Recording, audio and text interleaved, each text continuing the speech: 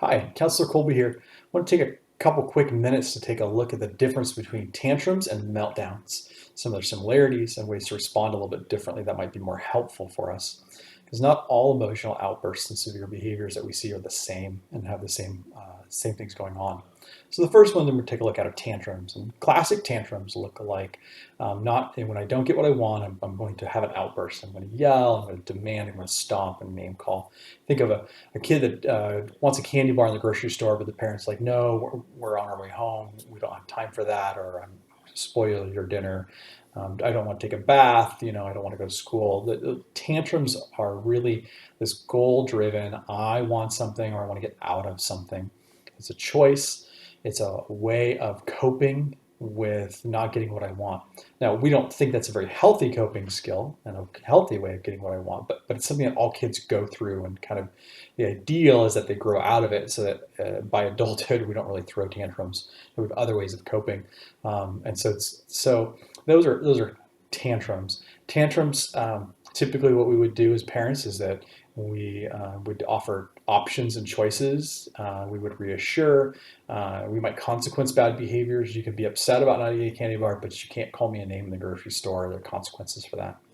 Tantrums typically end when either someone gets what they want, they get the candy bar, or they get some version that's good enough. You know what? We've got ice cream at home. We're on our way. We'll stop through McDonald's for milkshake, something that maybe not exactly, but there's something that I'm getting enough of what I want that I'm going to end the behavior. So when kids get what they want with tantrums, the behavior ends typically. It also ends when they may realize that they're not getting what they want. That I'm throwing this tantrum and oh my gosh, my parent is leaving. Oh, I'm clearly not getting what I want. And so the tantrum will end. They may still be grumpy or upset, but tantrums end typically then when you either get what you want, some version of it, or you realize you're not going to, and your skill or your attempts are not working. Meltdowns, on the other hand, are really different from tantrums in that some of the things may look similar, but what's going on internally is very different. Meltdowns, instead of being goal driven, meltdowns are an involuntary response to really being overwhelmed by the demands and stressors of the moment. That I can't cope with what's going on. I can't meet the demands. I can't do this. And so, one of the things with meltdowns that we need to understand is that this is really an altered brain state. That really the functioning of making decisions is really impacted and altered and changed. We may think some kids, we see things like we call it flipping our lid, our brain is off. That really the reasoning component is really gone. And that can be quite problematic because one of the ways out of tantrums is to reason and to solve things and problem solve. With a meltdown, it's like the reasoning is gone. Which then leads to situations where we think a kid wants something in a meltdown and we give them what they want, but the meltdown doesn't really end, that they're still really upset, they're really fixated on something, they're really emotional, throwing tantrum like behaviors sometimes, and we don't, why is this not ending? You're not reasoning with me. Those are what we look at as meltdowns. And this is a really a brain overload situation.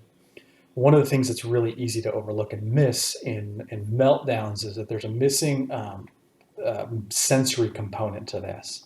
Hungry, tired, something physiological they're feeling that they're uncomfortable with. It's too loud. I'm worn out from the day. I've had to make too many decisions. There's too many options in front of me. I can't cope right now with what's going on and make the right decision. So instead of then consequencing our way out of meltdowns, what we really need to take a shift is that we need to look at this as that we're coming now to help and to rescue. And what that looks like is that we are trying to lower demands and pressure on people in situations where they're meltdown. We're really trying to do lots of safety issues around that. We're trying to fix whatever sensory things are going on. The Snickers commercial joke, here, have a Snickers. We're trying to acknowledge that you're hungry, you're tired, something else is going on. We need to fix and address that. And when we can start to help some of the sensory issues resolve, we can lower some of the demands, help them feel a sense of safety, then the brain can turn back on and they can engage and get back to the situation where they can problem solve again and we can deal with this. Unfortunately, sometimes with meltdowns, once kids get to a certain state of meltdown, they kind of have to burn themselves out in the meltdown. It has to kind of go through the process. And so sometimes as parents, we feel really stuck and there's nothing to do. Like, well, is your kid safe? Is your kid in a quieter situation? Is there less demands on them? Are you reassuring them? Are you doing some things? And sometimes it just kind of got to work itself out a little bit.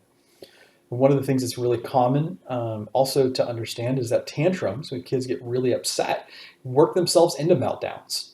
And so it's not just a one or the other. Sometimes there's a gray or a movement from a tantrum into a meltdown. And so kids, if they work themselves up, get them angry enough and emotional enough and they're tired enough, then all of a sudden it moves from tantrum to meltdown. It's like, oh, I missed it. Wasn't able to resolve the tantrum before it turned into a meltdown. One of the common themes, though, to keep in mind is that whether it's a tantrum or a meltdown, we're doing some similar things as parents of being very calm, we're being very clear on our expectations, and we're working to help them still make good decisions. So if it's a tantrum, while there may be consequences for bad behaviors, we're still trying to give good options and help them make good decisions as well. And a meltdown is we're coming to more of a rescue situation, trying to help. What do we need to fix in the environment? What do we help with them to help end this meltdown, turn their brain back on? Those kinds of things. So if you want some more information, you're welcome to contact me. But I hope this video has been helpful for you.